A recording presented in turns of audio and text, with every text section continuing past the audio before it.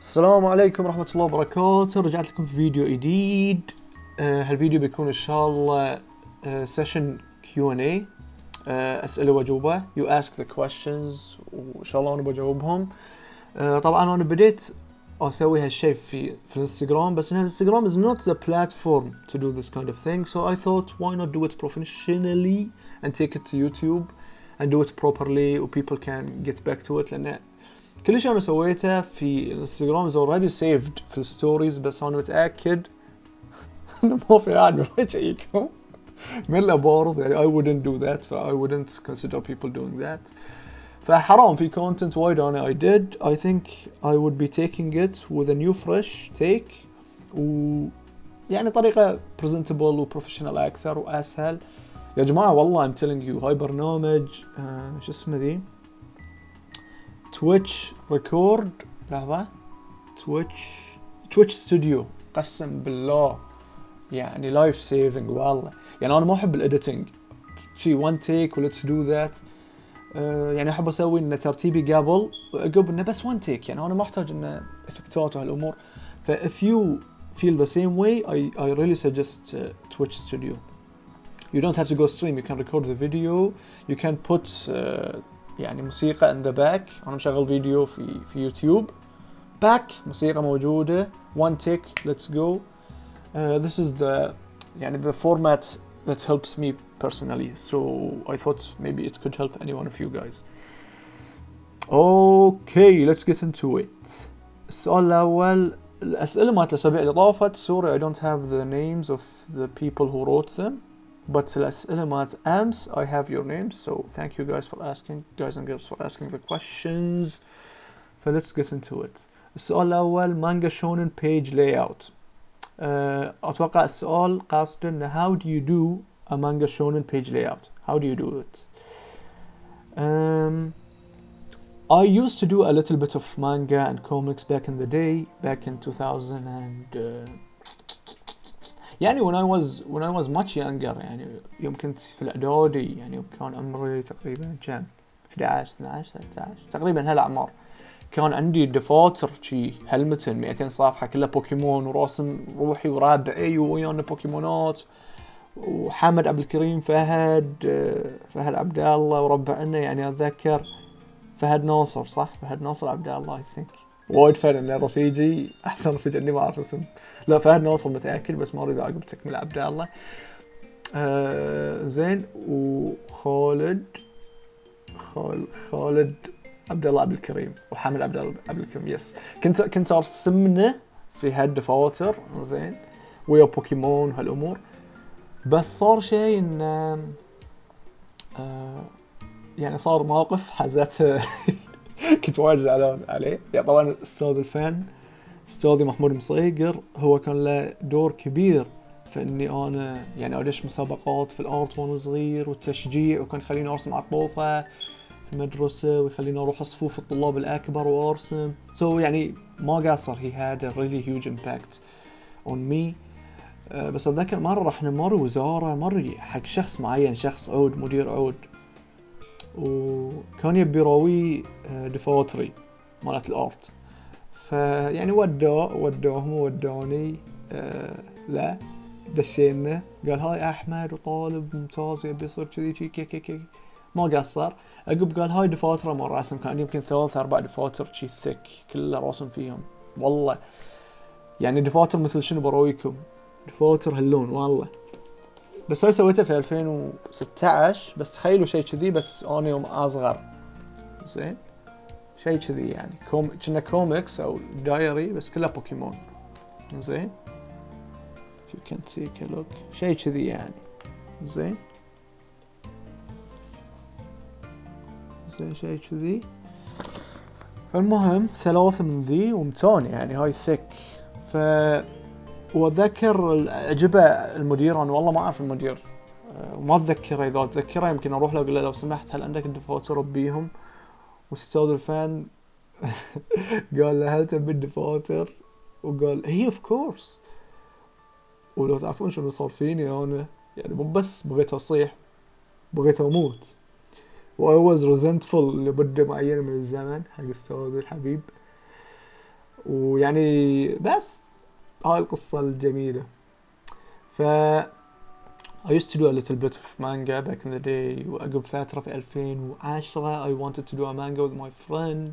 سوينا شخصيات، ورفيجي فنان كاتب عظيم يعني سلمان بوشيري ألف القصة وكتب هالأمور وطلع الشخصيات. ف I was back then I was studying in the UK، بس أنا كنت أتواصل وياه عن طريق سكايب يعني، أو عن طريق الماسنجر حزاته.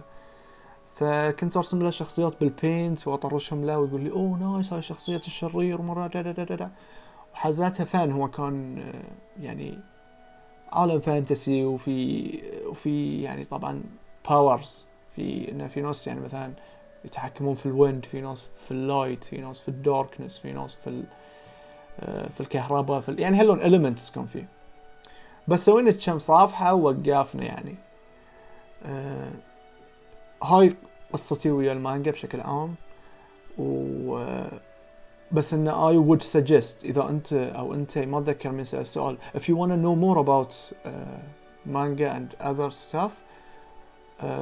عندي شخص عربي من الإمارات، إلي سينسي اسمها، إماراتية. She's really good and she teaches هالسوالف. ف I think if you DM her she would be very glad to help. ELLIE_SENSEI. Go there and ask her, she would be very happy to help. سؤال ثاني. Nice. Your job. في أحد يسأل عن my job. My job at Paradox. طبعا مرة if you know already or you don't، بس إنه من ستايلي تعرف يعني يمكن you could see that I love more vibrant colors, cartoonish stuff. حتى يمكن أشياء تميل لستايل بليزرد، ستايلايزد على أشياء مالت نينتندو اليابان. أحب الألوان الفايبرنت. أنا مو very big fan في الأشياء الدارك والأشياء شو اسمه يعني ريزيدنت ايفل، أشياء شو اسمه دارك سولز، هالأشياء كلش مو صوبي يعني. أنا وايد أحب الكالرفول، أشياء مال يهال أكثر يعني. الله ألوان نينتندو يعني، نينتندو صج يعني أحلى شيء في الحياة. فأنا أحب هالأشياء زين.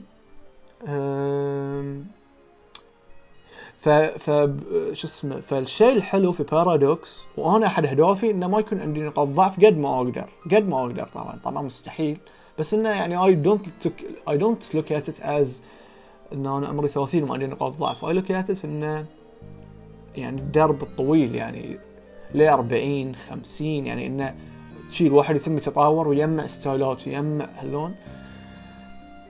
الزين في بارادوكس إن they have a very realistic take on it, which means إن نقاط ضعفي they cover it. أنا مثلا ما أحب الأشياء اللي وايد historically accurate، وايد مثلا ساي فاي وهاللون. بارادوكس سبحان الله الشركة كلها عن هالسوالف، كلها historically very accurate وأشياء ساي فاي. فالأشياء اللي ما أحبها كنا الله يبينا أتعلمها لا تتعلمها. For my personal projects I do what I love. At work I do what I need to learn. فشفتها لاحظت what I need to learn، مو شرط what I love. مو كل شيء you do you love، بس إن في أشياء you know you need to learn. فهذا الشيء الحلو في بارادوكس. في سؤال ثاني عقب عن الألعاب اللي اشتغلت عليها، فبكمل على سالفة بارادوكس في السؤال الثاني. Let's move on to the next one.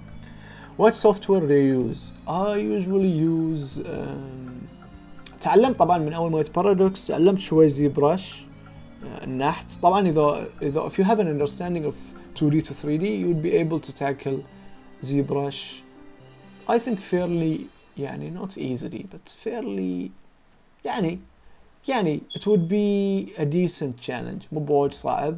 الصعوبة بتكون في السوفت وير نفسه، انك تتعلم وين البليسمنت مال الاشياء، وين عرفته، وين التاك وين المش، وين الهاي الشورت كاتس هالاشياء.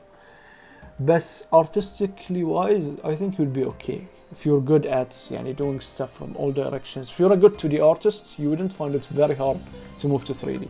That's my take.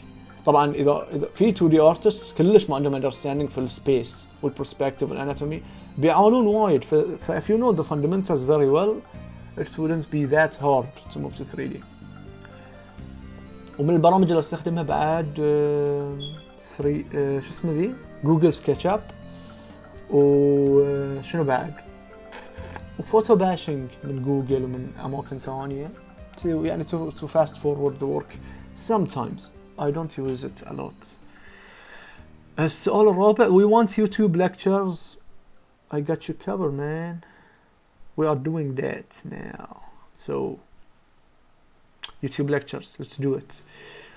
Is it okay for a piece of illustration to take more than it should, like a year for example? في أحد يسأل is it okay for a piece of illustration to take more than it should, like a year for example?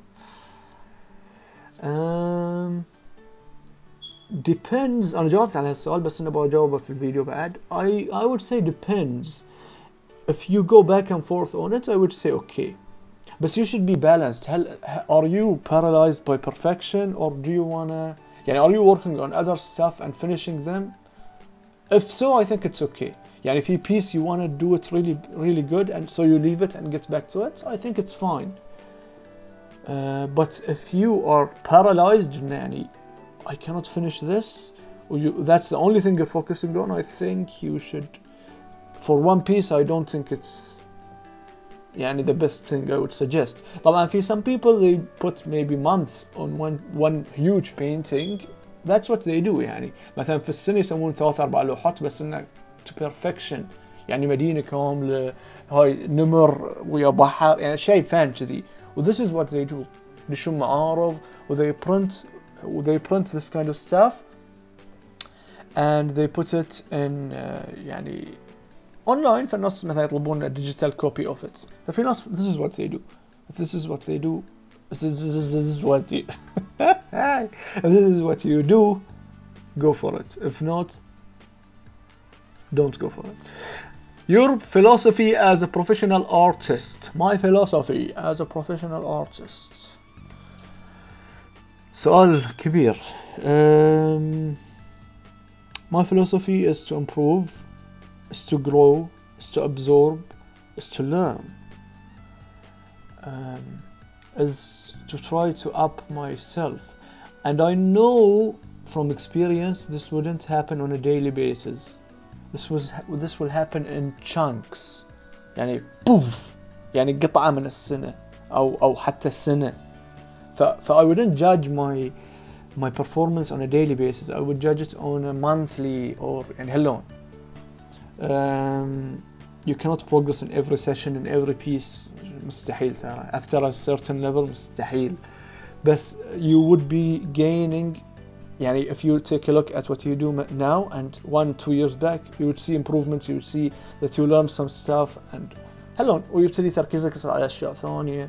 You will see the more mature artists, they have a different kind of feel to their drawings than the younger artists. You would see that فالprofessionals اللي في 30 في 40 أعمالهم وايد لها تاتش مختلف عن الصغار بشكل عام. And my philosophy is to keep learning, to keep improving. I also like I'm not afraid to challenge myself in animation, to jump in other stuff. I love to jump. And I'm a big believer إن كل شيء يساعد الثاني. I'm not a believer that or ما علي حتى لو أكون غلطان. I don't want to choose one thing and be very very very very good at it. لا I want to be very very good. لاحظوا إنه مو good, very very good.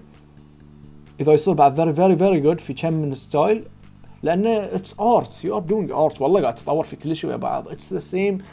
It's the same thing with a different touch of mentality to one or another. I would want to be able to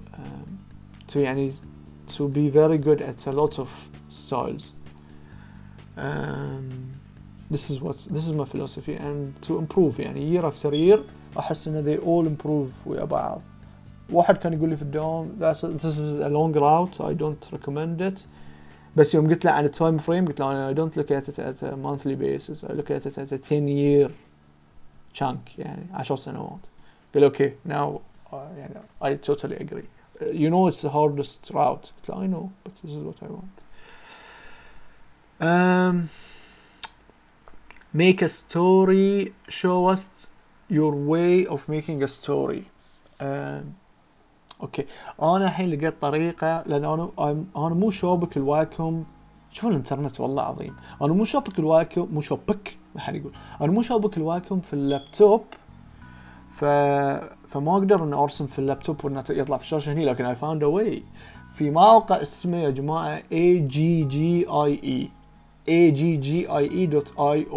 هذه الحلو فيه، شوفها في صفحه اونلاين انا ارسم في الواكم مالي جهاز ثاني، والحلو في ذي الصفحه انه يو كان درو لايف، وفي ناس يدشون يعني يو كان حرفيا يو كان شو يسمونه، يو كان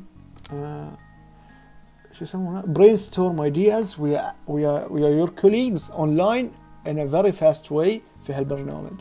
طبعا كل ما تزيد الاعداد كل ما بيصير ابطأ. وتلاحظون شوفوا فوق هناك، فوق في الشاشه هنا في شخصين اثنيناتهم انا، بس انا طبعا اذا طرش اللينك حق احد في احد يقدر يدش ويانا.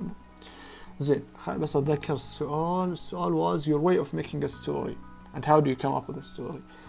خلينا افرض انه what I would suggest ان يعني what I would suggest from an artistic view. انا مو بستوري تيلر، انا مو رايتر by any means، فاكيد الرايترز سامحوني اعرف ان الطريقه يمكن مو مثله، لكن this is what I would recommend. I would recommend انه يكون عندك على الاقل يعني مثلا والله مو لازم انه يكون في ترتيب. يعني مثلا انا خاطري مثلا احب هالشخصيه مثلا. طبعا انا هاي العالم الشخصيات ذي اللي كلها تشوفونها في اكاونتي، الشخصيه ذي الزارقه زين، والشخصيات البنائيه ذي هذولين هما مو من تأليفي، هذولين هما كنا نشتغل على مشروع تخرج ايام يوكي، ورفيجي سلمان بشيري هو اللي هي كيم اب ويا القصه بشكل عام. اتذكر كنا بنشتغل على نسوي مشروع لعبه صغير ويا ربعي ايام الدراسه، وسلمان اعطانا 8 او اكثر افكار زين، واحد الافكار كان عالم ستيم بانك وقطار عود زين، ويعني وعوالم فيه، والقطار هو يكون من كثر ما انه عود يكون كأنه مدينه داخله. I immediately wanted this idea. فتشوفوا مثلا انا ساعات مثلا فكره قطار عود بس عجبتني الفكره، وليه اليوم انا مصر واقول حق سلمان ان هاي اللعبه بتصير يوم من الايام باذن الله، وهذولين الشخصيات بيكونون شيء عود I promise you باذن الله تبارك وتعالى اذا الله احيانا. ف ان تقدرون عقب انه مثلا اوكي الحين عندنا ذي العالم، خلينا نسوي عوالم ونحط افكار مثلا دا زين دو دي عوالم زين. هاي العالم مثلا الثيم مال زرع، هاي العالم مثلا ماي، هاي العالم دا whatever، هاي العالم اكتئابي، هاي العالم في السماء مثلا زين.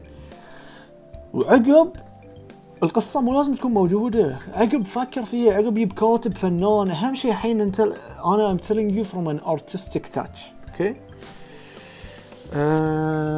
خلاص let me zoom out a bit. Oh, what did I do, man? What did I do? So how do you undo? Okay, so let's move a net. زين. ومثلا عقب انه you could create what the hell. عقب تقدر انك you create characters في العالم ذي زين. مثلا لو بشخص محقق هو زين، ومثلا عندي شخص كان انا شيبه زين غني زين اغنى من الشمس. عندي شنو بعد، عندي مثلا هاي الشخصيات اللي فترة كنا نسويها دعاية في الانستغرام مالي بتذكرونها، ناس رسموا لي شخصيات بعفان، شاوت اوت فايمة هاي شخصياتها ويعني وغيره we could go يعني there's no limit يعني مثلا واحدة كذي كريزي بوم عوالم زين ستيم بانك اشياء كذي there's no limit. okay boom. فهاي مثال this is how you could build. عقب you could انك تدش فيهم اكثر وتقول مدينة مثلا يعني مثلا شكلها يعني let's مثلا build a small city مثلا. زين بوم يعني مثلا عندي بشكل عام بقالة هني مثلا. زين وفي جيت هني جيتس، ومثلا هني البنايات. زين بوم وكذي. مثلا هني في شيء يوديك لهني، مثلا هني تقدر تركب تاور فوق، هني ورا في جبال. زين تقدر تصنع المدينة مالتك يعني. زين هني مثلا قطار. زين بوم يفتح على المدينة يعني مثلا مثال. زين ان نقدر we could do that for example. وهني مثلا تخلي مثلا مانا شوب، هني تخلي الداداديدو كذي you start creating يعني. اوكي بوم بوم وتفكر هني بيوت العادية، هني اشخاص هني يعني. اوكي so this is how I would do it. One Piece، في سؤال يسألني عن One Piece. One Piece أنا غسلت يدي منه يا جماعة، غسلت يدي من One Piece. ليش؟ لأن One Piece لأن One Piece طلعت كم حلقة منه قبل يمكن أيام 2010 2011. متعب يعني. حبيت توجه ماله لكنه وايد متعب.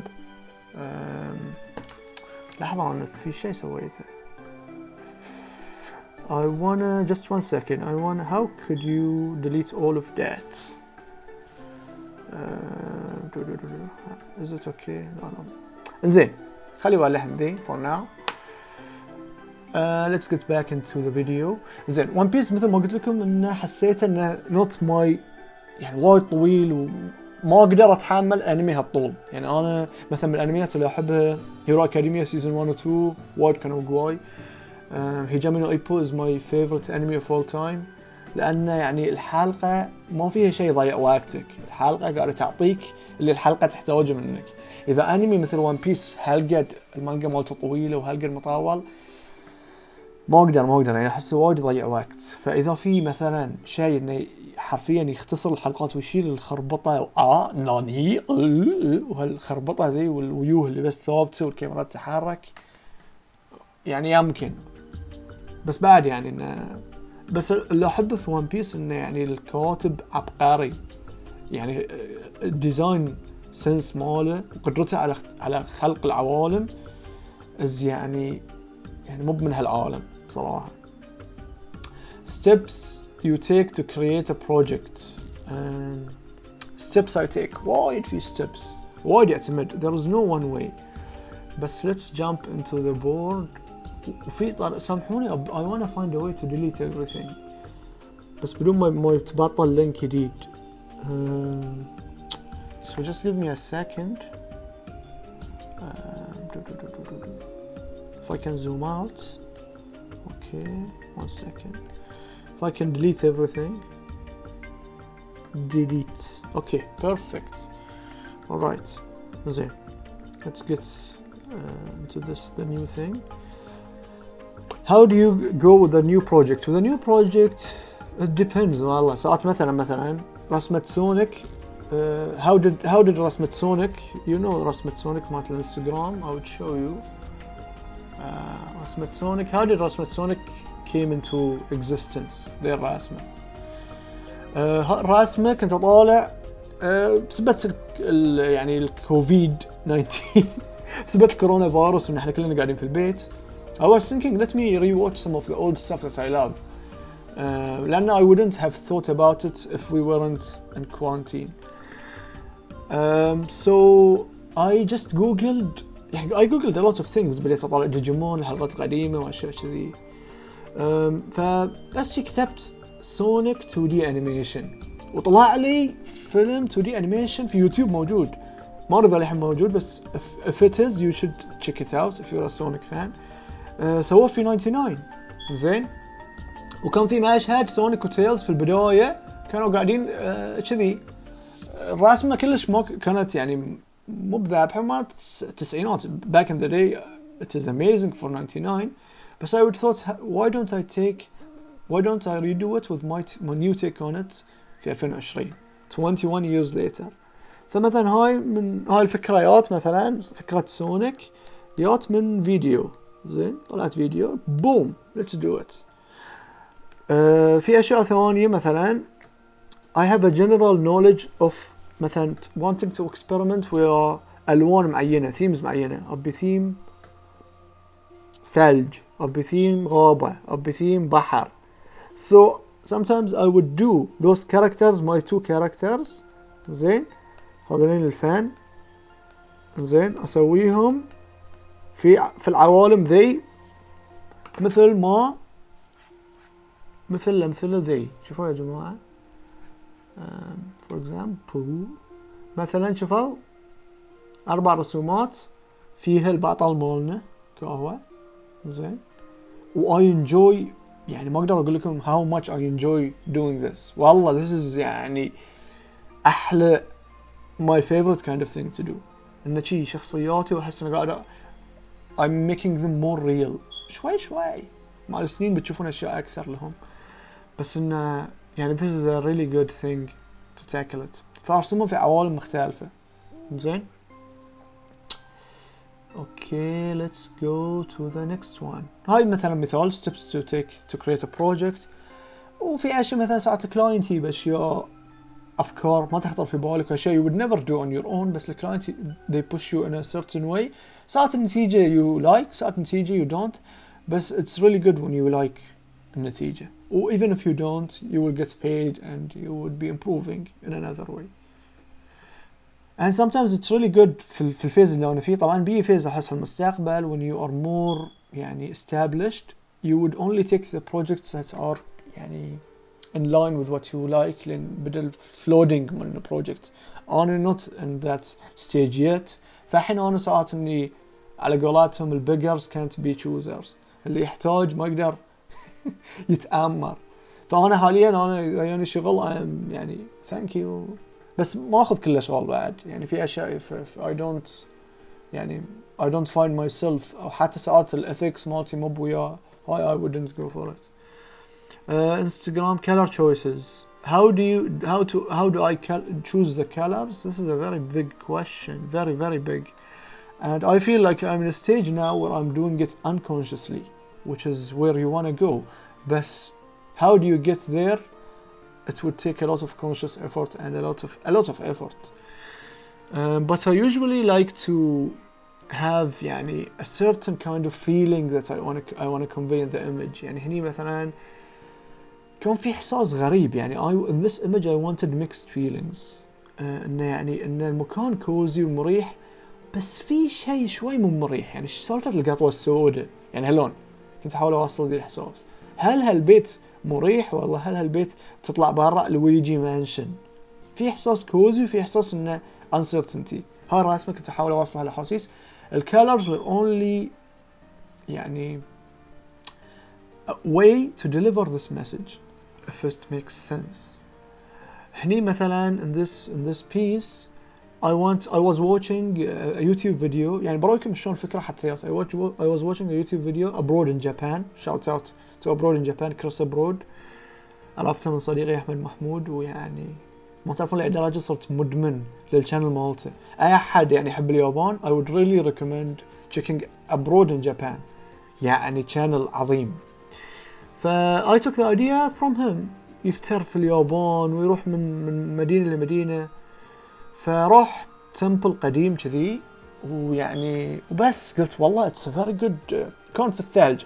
قلت يعني صدق فكرة حلوة انه يدو شيء في اليابان في الثلج وادمج فيه شخصياتي بس شخصياتي لانهم ستيم بانكش وفيكتوريان. قلت ليش ما اخليهم كأنهم لابسين شيء تراديشنال ياباني فبدلت حتى الثياب هاي الهات مالهم وخليت الساموراي القديم ذي ويا وولفز يعني theme outside of my usual stuff.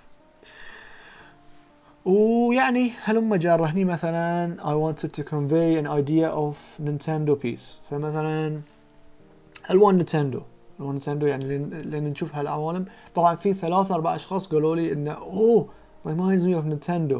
ف this makes me feel very good انه بدون ما اتكلم في ناس وفي ناس فنانين يعني they got the idea or Nintendo vibe from يعني those pieces.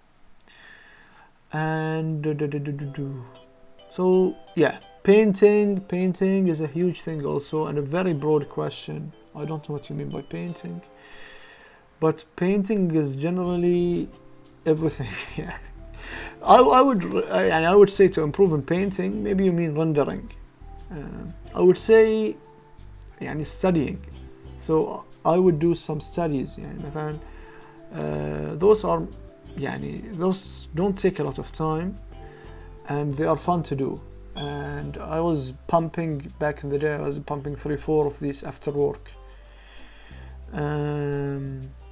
So يعني I would usually start يعني I have a, what do you call it, عندي رسمة to follow when I do this. زين.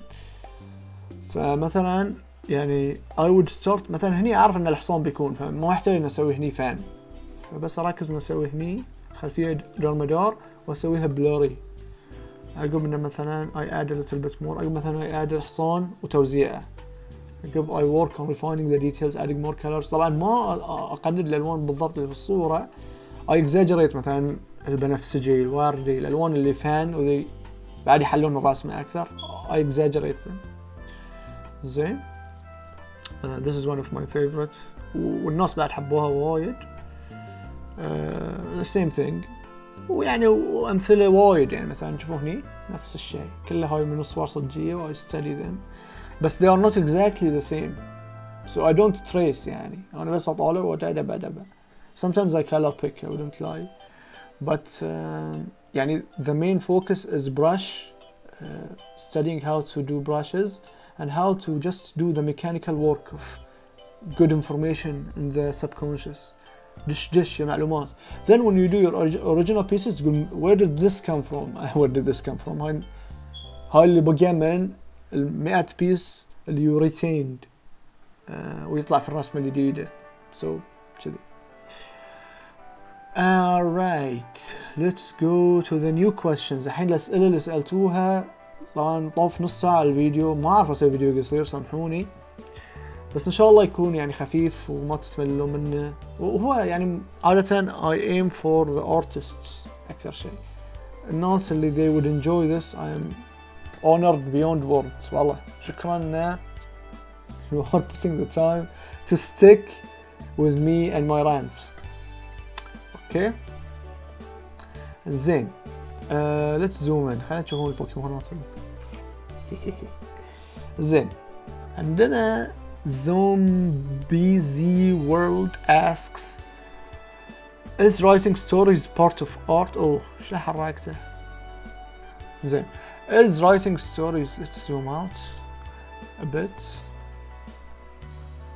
ليش قاعد يتحرك الهاي؟ I need to make it just a second guys. Okay. Boom. I have to fix something. Okay. زين حلو. الحين عندي اليد ذي عشان ما احرك الاشياء. Zombie Z World asks, is writing stories part of art? Been writing a comic idea but haven't been able to draw it. Writing stories could be part of art. يعني مثلا في mangakas they do both the story and the art. And art and sorry, writing on its own is a form of art. يعني it is a form of expressing an idea on a medium. مثل ما أن مثلا martial arts. شنو يعني martial arts؟ شلون martial طق شلون art؟ لا it's art. It has beauty. It has a way of expressing. It has يعني technique. It has not only technique. It has يعني going outside of the box and putting your own voice in it.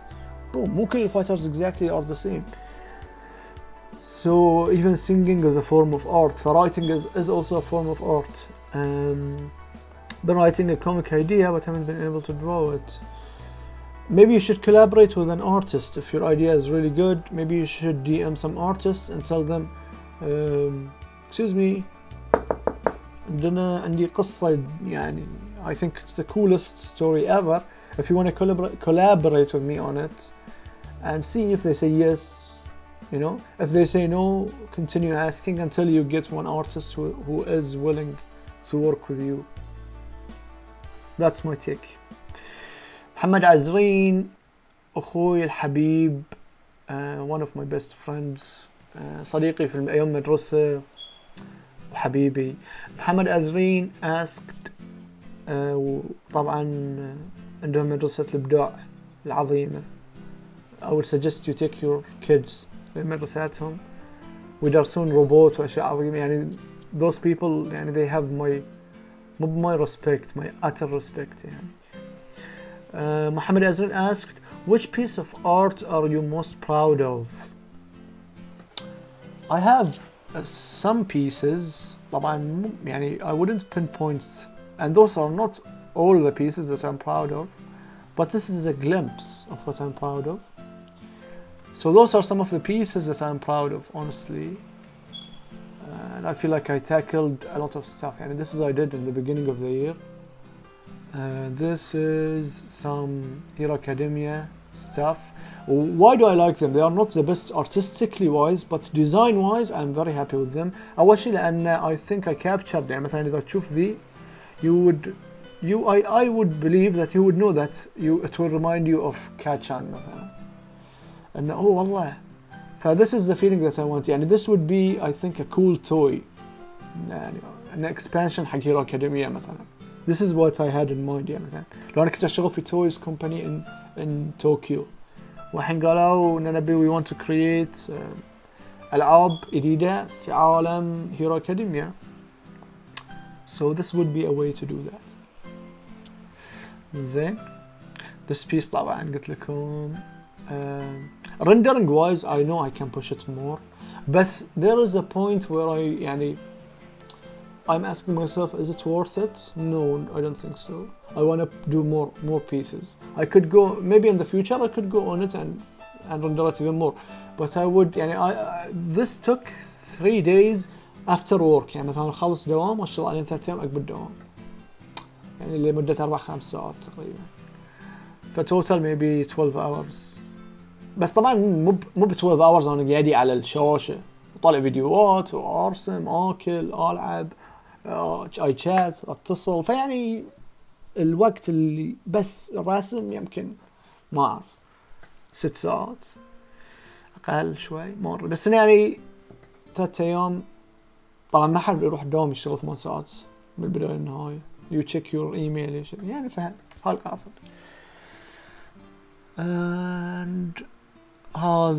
هاي بعد من البيسز اللي انا اوكي وياها. طبعا انا ما احب هالجزء بس ان الشخصيه I'm happy with it وهاي ابيها تكون focal point.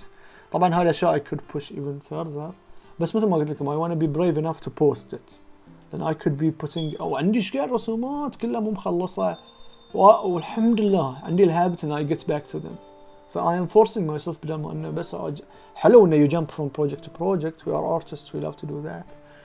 But I also would like to have the discipline to finish some of the things. هذولين هاي نفس الشيء.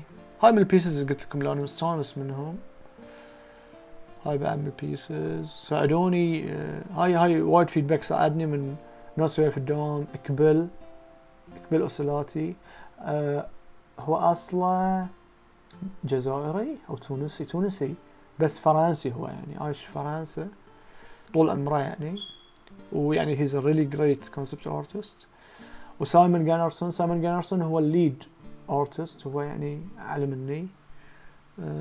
his feedback was really good. وهو كان بهالفترة يعطيني تاسكات عشان أتطور في الرندرينج. وماتياس لورشن also. ماتياس بعد حبيب. ماتياس نصه برازيلي نصه سويدي. سايمون سويدي. ربعنا هذولين الجيران يعني. هاي اللي دور مدوري في المكتب يعني the closest people. عندي ناس وايد close بعد شوي. في ناس طيبين والله يعني. الشيء الغريب اللي لقيته في بارادوكس انه من اطيب الناس ورا ان الناس كلها يقولون غلط هالشيء. والله يا جماعة من صدق الفرنسيين من اطيب الناس اللي تعاملت وياهم. فرنسيين بس خليني اقول لكم الصدق اغلبهم مو فرنسيين بيور بس يعني my favorite people يعني طبعا السويديين وايد احبهم. وايد احبهم طيبين، بس ان الفارق العود بيننا وبينهم، بين ثقافتنا وثقافتهم، انهم شوي كلوزد. احنا وايد نشابه الايطاليين، نشابه الاسبانيين، يعني احنا وايد لاود وايد.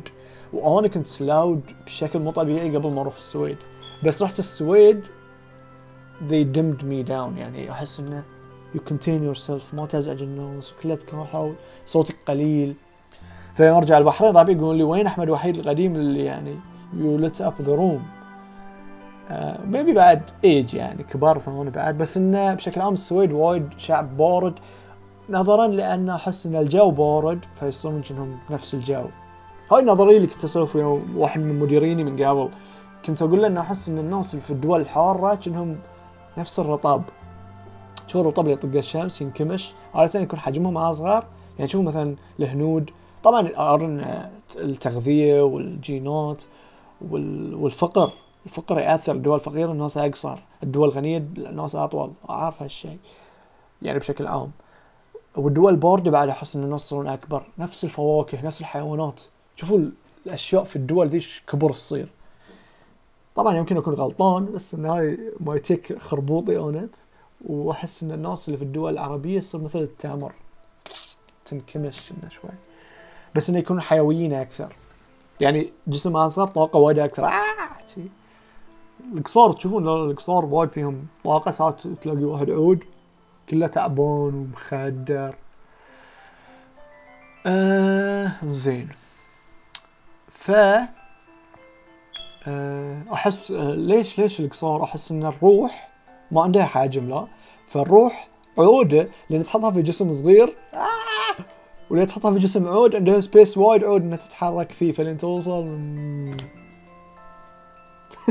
تيك خربوطي. عندي واحد طويل اعرفه، طوله مثلا 96 ومينون، المفروض انه هو يكون في كاتيجوري القصار. يعني شخصيته وينونه وخفة دمه يعني انا قاعد اخربط، لازم اوقف. بس هو يعرف روحه، ويعني واللي يعرفونه بيعرفونه من الفيديو. زين. we move on to Hassan asked, how can you do different characters in one different unified style؟ زين، شلون تسوي شخصيات وايد في ستايل واحد؟ how could you do that possibly؟ let's move to the board. زين. the way to do that in my opinion is to establish. زين.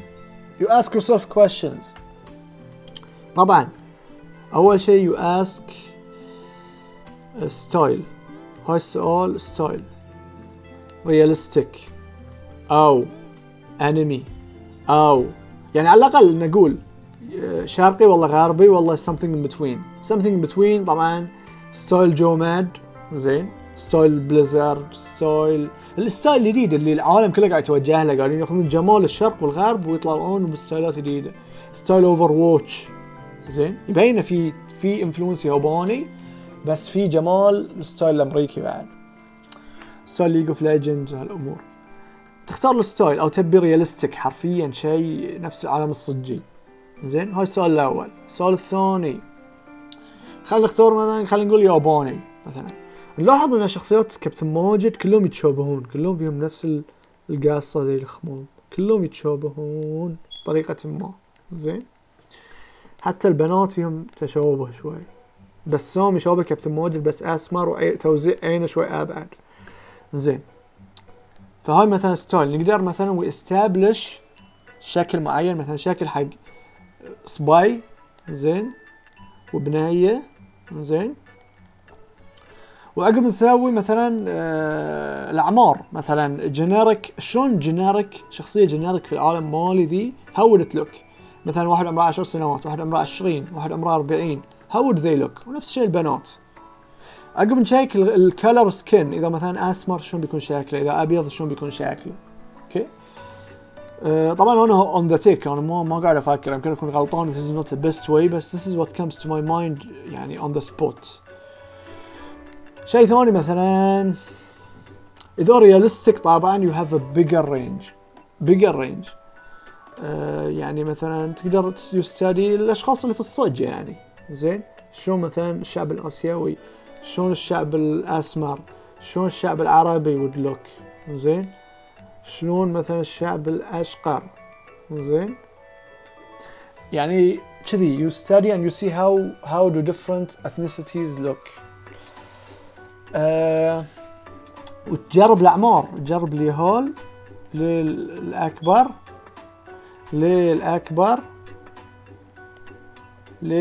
يعني هلون شلون how would different age group look like in my universe. بس this is how you adapt you play. وعقب تجرب إذا في creatures حاول إن مثلا وعقب if you want to go in details more ويعني you go in depth more عقب مثلا you think about اللاين وورك. هل اللاين وورك حق الشخصيات بيكون thick ومن داخل ضعيف مثلا؟ زين هل بيكون كله ضعيف؟ هاي كلها اشياء تاثر، لا كلها تاثر على الستايل. هل بيكون ما في لاين وورك؟ زين يعني مثلا بس شو اسمه ذي يعني كنا بس رندرنج زين بس بدون لاين وورك. او هل مثلا بيكون شنو مثلا هل بيكون مثلا في ناس يسوون هاللون انه مثلا الشخصيه كذي الالوان اللي داخل الالوان اللي برا مال لاين وورك. زين الالوان مال لاين وورك مثلا عندي لون السكن صح، لون اللاين وورك مال السكن يكون لون اغمج من لون السكن، لون الشعر اخضر لون ذي بيكون اخضر غامج so on and so forth. هاي الاسئله تسال روحك. نوعيه التظليل شلون بظلل، هل بظلل مثلا كذي شارب يعني مثلا هاي الظل من هني هل الظل بيكون شيء كذي زين سيل شيدنج او بيكون ترانزيشن سموث. زين هل في طبقات، هل في هايلايت، كل اشياء تاثر. مثلا فيلم كلوس اذا تعرفونه شوفوا شلون شوفوا ذا ميكينج اوف كلوس، ما بتطرق له في فيديوهات وايد في يوتيوب بس انه وايد تبعوا شيء وايد جديد ويونيك ومختلف يعني فاتس ريلي جود. take a look at it I really recommend it. اليابانيين اغلبهم يتبعون هالطريقه. هاي الطريقه is it 2D is it 3D وايد اسئله we need to ask ourselves before moving into that. زين is it true that it's abdhaj.art اخوي عبد الرحمن حبيبي من لبنان. والله لبنان شعب عظيم قسما بالله.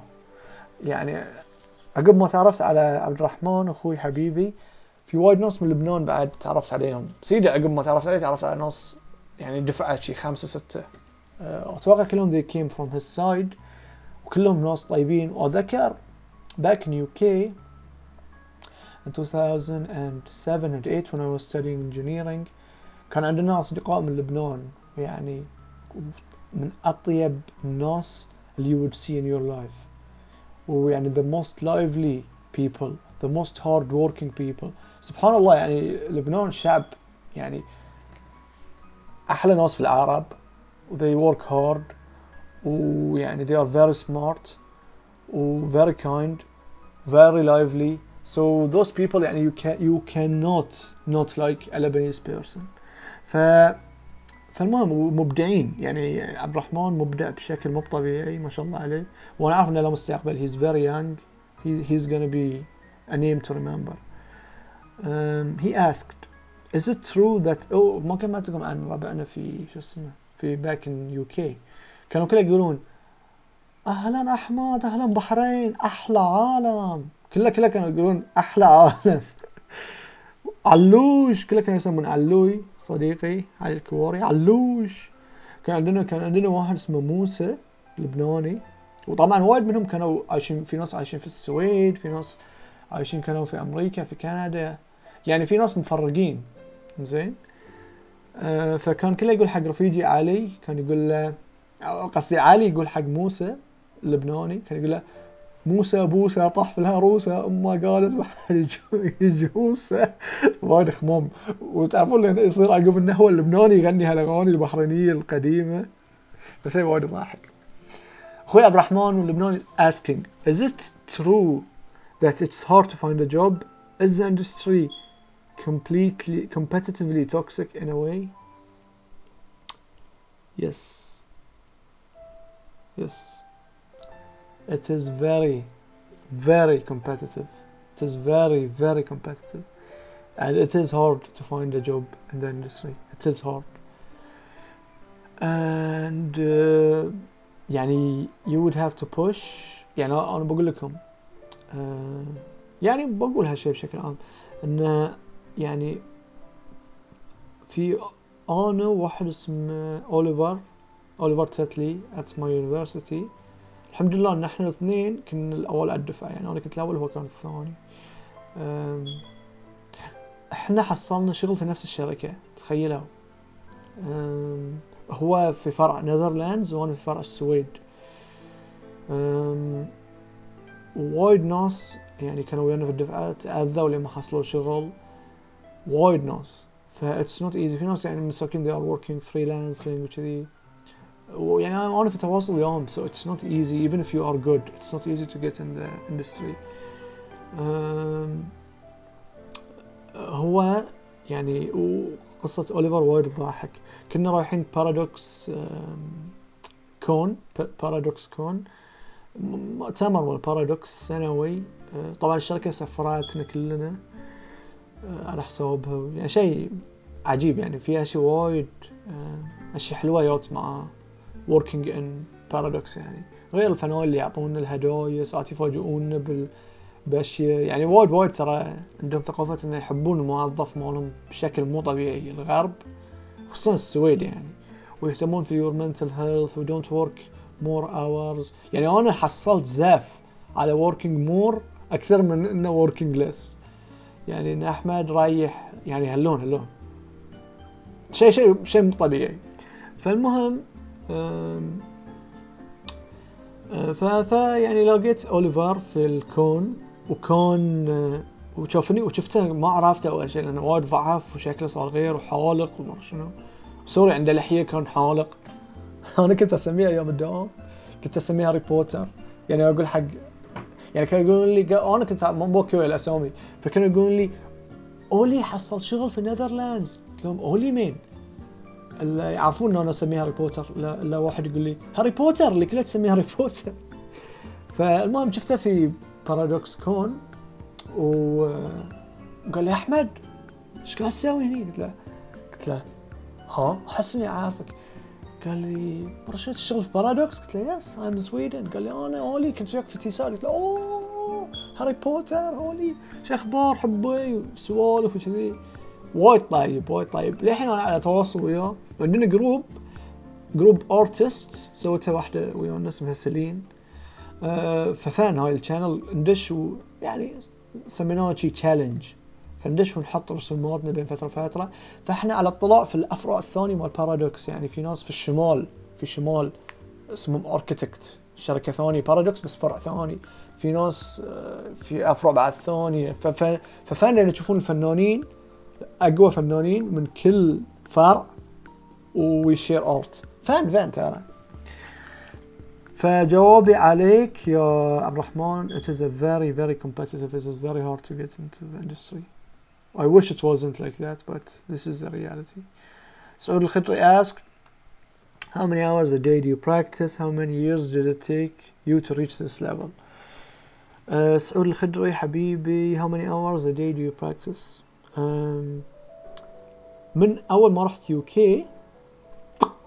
هاي اللي بقوله دزنت مو بحق كل يوم بس حق most of the days. يعني خلينا نقول حق 10 شهور في السنة، شهرين في السنة يقولوا وانا إجازة، يا أكون في البحرين يا أكون يعني إذا في البحرين مارسن طبعا هالكثر ساعات مارسن كلش، أكون كله ويا رابعي وكذي.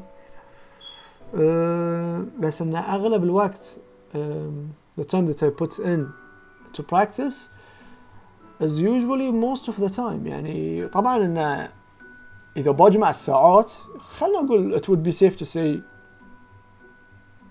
8 يعني minimum ساعات أقل شوي، خلينا نقول 8 to maximum 14. طبعا في أيام بالدراسة في UK في أيام كنت أرسم 16 في أيام 18 ساعة بس I don't do that now. بس إن الحين خلينا نقول من 8 ل 12 كذي 8 ل 10 لان في اغلب الوقت انا مبطل الكانفاس بس مثلا اسولف او اكتب او ارسم، اذا بتجمعهم يمكن يصيرون 6-7 ساعات، فشيء كذي يعني زين. بس انه I am involved with art most of the day. بس يعني شيء كذي. في ايام اقول لكم ايام انه صدق I'm really pushing or I go 10 hours 12 وكذي. صارت انه في فترة كنت حتى في القطار ارسم قبل ما يصير كورنتين، وفترة كنت انه في الجيم ارسم ساعات قليل بس مو دائما. هاي this is not a rule to go with. I wouldn't suggest بعد ترى والله ترى there is a thing as burning out ويصير انك تكره الارت، ف I wouldn't suggest doing it this stupid way وتتعب يعني. ما انصح يعني ولدي ما بخليه يسوي ذي الشيء صدق يعني. اي واحد احبه لا تسوي اللون. It's not the healthiest way. Do it يعني I would suggest if you want to really improve and really be good, do it from 2 to 4 to 5 hours. Maybe 6 days a week, 1 day or 5 days. يوم يومين رايح حد الارت وارجع. But you will improve in a really good rate. بس doing it يعني in a crazy way only if you have crazy goals. But يعني remember if you want to go to high levels there is always sacrifices, and I wouldn't suggest, it's not as glorious as it sounds. يعني sometimes the sacrifices are not worth it for everyone. في ناس يبون حياة بالانس وكذي. ما انصح التهور اللي انا قاعد اسويه حق كل من يعني. Unless you want to be a professional and you want to push really hard. Epic Arts KSA asks, do you think that Gilded Guy is the best solo animator at 2020? I had to Google him, I don't know him. So let's open this video and talk about it. Let me mute it. Then let's take a look at the okay. Then animation wise maybe you mean solo ان قدرته على انه يسوي الكم الهائل ذي. I am not an animator by any means. I do animation. I was doing it when I was very young. والدفاتر اللي سويت فيها الانيميشن كلها اخوي وزعها، ولا عندي دليل ان انا سويته. هاي الشيء اللي بطت شابد. اشوى ان عندي شهود عيان شافوها و they were very impressed. الحمد لله. كان عمري 13 12 بس انه وقفت. وانا وقفت الارت فترة طويلة ترى. This is for another time. بس انه judging this is by no means لا ما اتوقع. No. Maybe story wise and the amount of work, the amount of minutes as a solo artist maybe, but no man, I know يعني much better artists who do solo and group work. So they would do شغل بروحهم, they would do شغل ويا ناس ثانية. مثلا عندي ذي فنان مهدي اسمه زين، هذه مشتغل على هيرو اكاديميا، مشتغل على برولي، مشتغل على اعمال وايد قوية ويعني فنان زين. طبعا هاي مو اعماله، في بعضهم مسوي لها ريبوست. هاي مثلا شغله شوفوا جوجلهم هني يعني. طبعا for the page to load it would take away from the animation، بس انه جوجلهم مهدي بهالاسم صعب MEHDI space AOUICHAOUI مهدي ارت، مهدي اولوتشولاتشي. بس فنان ريال وايد فنان يعني. هاي مو شغله ريتويتد، وايد فيها اشياء من هني ريتويتد، بس فيها اشياء منها شغله. ف I would say you take a look. في اشياء وايد، في اشياء شغله، في اشياء مو شغله. بس ان هاي واحد من الفنانين الصج يعني، صج يعجبني شغله. والشغل على هيرو اكاديميا كمان مان. زين let's go back into it. Manar Al-Jasim asked, when did you start drawing digitally? I started drawing digitally back at Microsoft Paint days. I was drawing for Microsoft Paint for a long time. Let me give you a little bit of a story. I started drawing for Microsoft Paint maybe back when I was 9 or 8, and I was drawing with the mouse for a long time يعني. وفي يعني بنت خالة بنت خالتي مسكينة she had some drawings, some paintings from those days و she showed me some of them وتحتفظ فيهم، تحتفظ في رسومات القديمة. ويعني yeah, so I used to work on Microsoft Paint, and when I was studying engineering, one of the ways to make engineering fun and more يعني rewarding for me was to include art into it. فكانت طريقتي إن أحصل علامات وايد عودة إنه أدخل الارت في الانجينيرينج. وفي أشياء حلوة يعني، في قصص حلوة I would like to share، لأن I've heard people that مو قصدي أطلع فيه والله، بس I know people can relate و people enjoy those kind of stories. People love stories. عقب ما احنا تخرجنا من دفعاتنا من UK، طلاب عقبنا راحوا زين، يعني أصغر من بسنتين ورابعي وعارفهم وياي في الدوام. فكانوا يقولون لي يا أحمد عندنا أحد الدكاترة براين وايتنج، كل ما يجي نطلع في الفيلد في السيرفي يجيب رسمة من رسوماتك ويراويها هلون في ورقة كذي، طلعها من مخباي يقول شوفوا ذي الرسمة، هذه الرسمة سواها واحد بحريني، وأنا كنت أدخل رسومات في أغلب المشاريع. هالرسمة سواها واحد بحريني، وهالبحريني رفع الستاندرد to do things in UK و he's really good. وكان كله يضحك ويا البحرينيين اللي وياهم في الدفعة، فكان يأشر على رابعي ويقول لهم شوفوا يا جماعة يعني we hold you to a higher standard بسبة البحريني ذي. فالحمد لله يعني إن في أشياء if you do a really good job يعني تعرفون your work إن شاء الله doesn't die، وحتى لو dies في الدنيا كل شيء موجود عند الله. أوه خلصنا الأسئلة، بس الحين I would take you to a small thing. في أحد سألني سؤال وأنا ما أريد كتبته ولا لا. في سؤال أنا متأكد منه I cannot find it now. متأكد. Oh, I don't know where did it go. زين. Give me 1 second. أوه طوافته سامحوني. أوكي. في سؤال طوافته. زينب _ صادق. It is a very good way to end the video. الحمد لله. زينب _ صادق 00 asked, are there any games that you were part of designing? If so, what are they and what is your experience from them? أنا عندي فكرة حق فيديو to take you through my art journey من وأنا صغير، ويعني بس this is for another video لأنه يحتاج فيديو كامل. عندي قصص حلوة هنا، بس خلني أكلمكم عن الجيمنج اندستري و what comes to my mind. في أشياء طبعا wouldn't cross my mind، أنا متأكد عقب ما أسوي فيديو بتحاسف نبغى كان قلت هالشيء نسيت، بس what comes to my mind now. طبعا Guardians of Valor هي أول شيء اشتغلت عليه that I remember. yes. Guardians of Valor زين. Empire Studios في البحرين. اشتغلت على ستيلارس وفي ألعاب تكنسلت للأسف. لعبة عظيمة I cannot say the name و I cannot say what I did في هالأشياء بعضهم لأن they are still not out. فاشتغلت على ستيلارس، اشتغلت على يوروبا يونيفرساليس 4، اشتغلت على امبراطور روم، اشتغلت على هارتس اوف ايرون،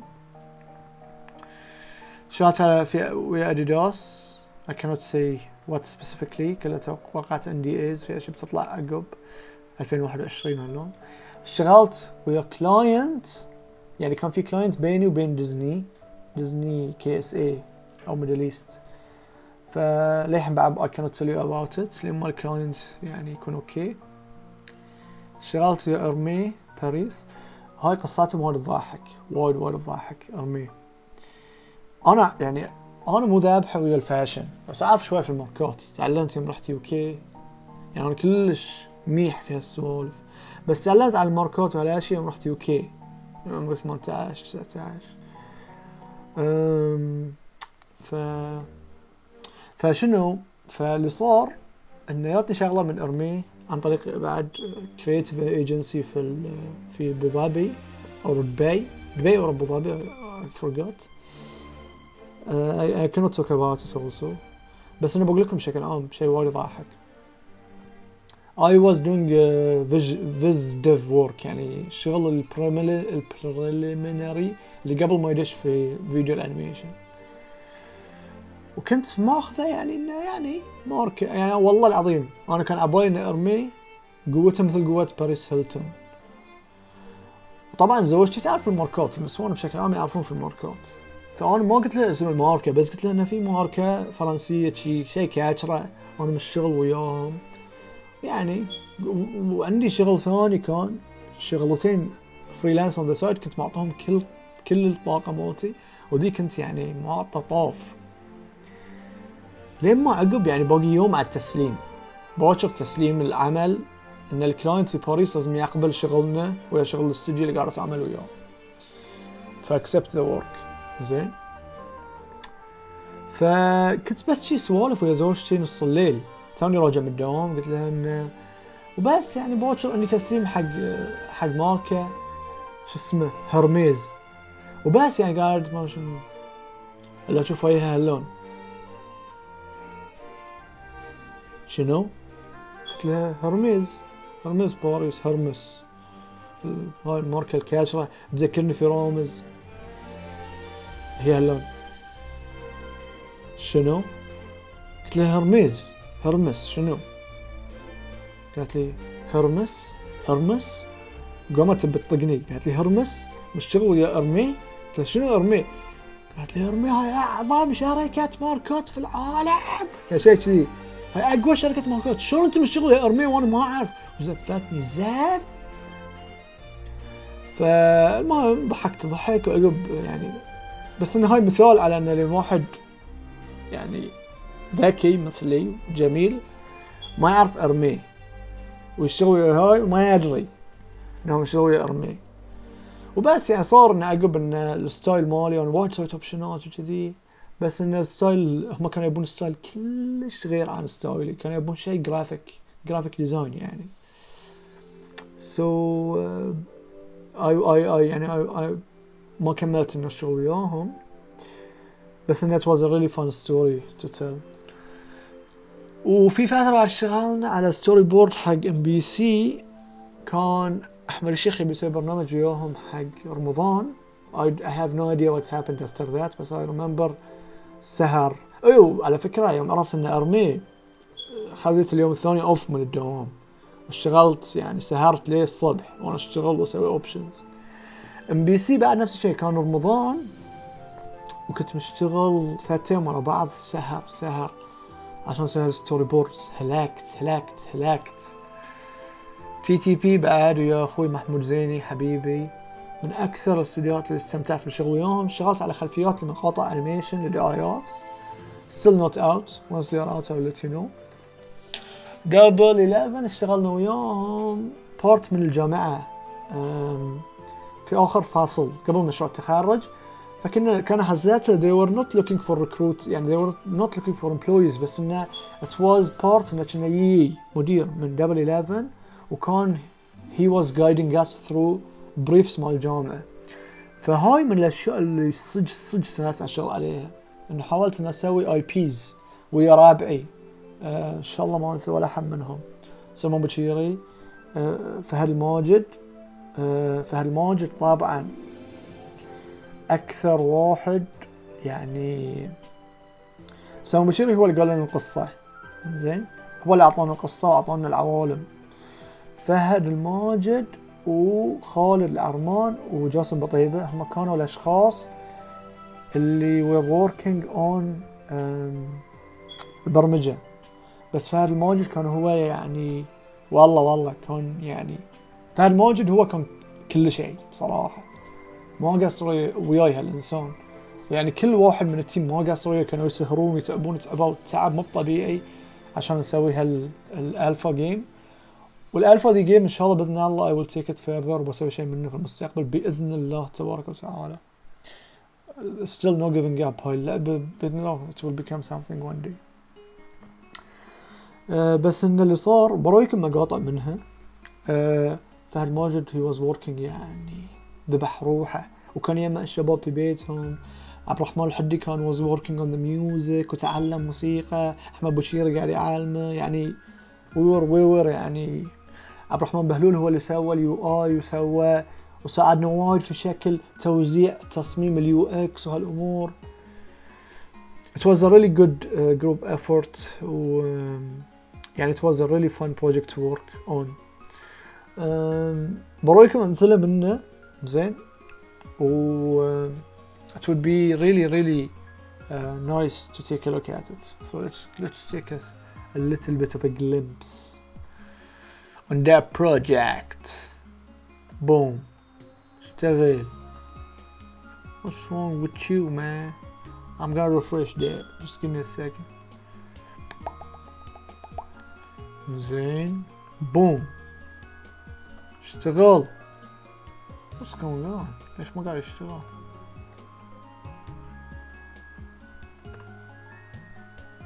وايد غريبة ما قاعد يشتغل. Give me a second. خلني أباطله من أول أصكه كامل. Boom. Boom. Boom. Boom. Boom. Let's go. زين. Let me try that out. Let's take it at art. Come on. Boom. Come on, man. شو ما قاعد يشتغل؟ زين. ما أدري في فيديوهات بس ما أدري شو ما قاعدة تشتغل. I have no idea. Master project. Master project. Let's go. Master project. بطلع. What's wrong with you, man? What's wrong with you? مساكن شو شغال. إذا give me a second بباطله في لحظة. اوه ايش سويت انا؟ let me go back a second. كل شي راح. master project new folder I think. yeah that's the one. زين مالي بباطله في internet explorer. ما يصير انقل. زين مالي يا جماعة. ما بقدر ارويكم فيديو يمكن الله مو كاتب اني ارويكم الحين، بس خلي ارويكم بشكل عام توجه. طبعا الشخصية تتحرك في الفيديو يعني ترى it moves. مو بس يعني اشتغل دبل كليك. زين مثلا شوفوا هني في شات، سوينا شات سيستم، سوينا طاق، كلها تجربة دي كلها very initial stage. بوم بوم animation smooth هو بس مني مرة ليش ما قاعد smooth. هني كنا نشوف how would الشيء اللي كنت اطارشه حق او الفكره اللي عقب فتره دش ويانا انيميتر. في البدايه انا كنت اسوي الانيميشن، عقب النص الثاني من المشروع دش ويانا محمود زيني الحب. مراكب شغله محمودي للحين انا وياه صديقي وحبيبي. I really enjoy working with him. فوف بوم. طبعا لانه قاعد اشغل واسجل فهو مو سموث، بس هو سموث في الصج. زين هاي مثال على الماب. شوفوا الماب، الشخصية تركض في الماب. هاي كلها في الالفا ستيج قبل ما انه وي فاينلايزت شوي وطورنا الشغل. بس لحظة الشخصية تركض. هلون صار سوينا شيء عادل يعني، مو سهلين احنا بحرينيين يا جماعة، انتوا عبالكم احنا سهلين. زين وتشوفوا مثلا هاي الشيت اللي يبين فيه الانيميشن. زين يبينا نسوي فيديو في المستقبل عن هاي الشيء، بس الحين فور ناو خلينا نقول ذي الجلمبس مال الهاي. في طبعا فيديو مطور اكثر بوايد، خله تيزر مو بلازم تشوفونه الحين. زين بس خلينا نقول لكم ان في ذي الشيء موجود. اوكي زين بس فاينلي let's take a look at that. واحد سألنا شلون تشتغل بشكل عام. برايكم شلون اشتغل؟ انا اشتغل حاجه اسوي مثلا البيس ذي، حاجه اسوي ذي البيس. زين zoom in man, come on man. What's wrong with you man, come on. ماكسيموم زوم. زين ابتدي انا مثلا بالله مكتوب شلون رف.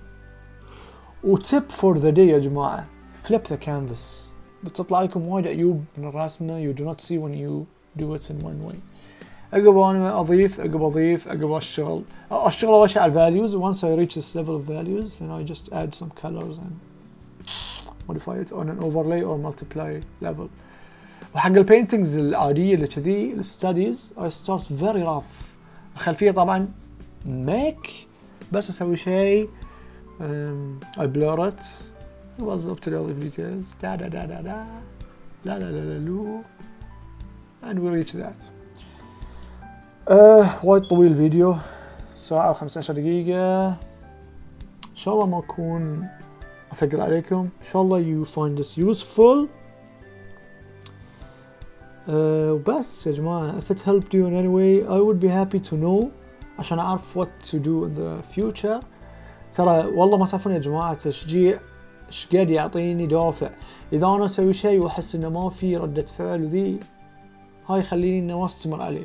ف if you guys like يعني like this let me know please and so I can continue working on similar stuff. If you like Q&As I will keep them coming maybe once a month or you will see.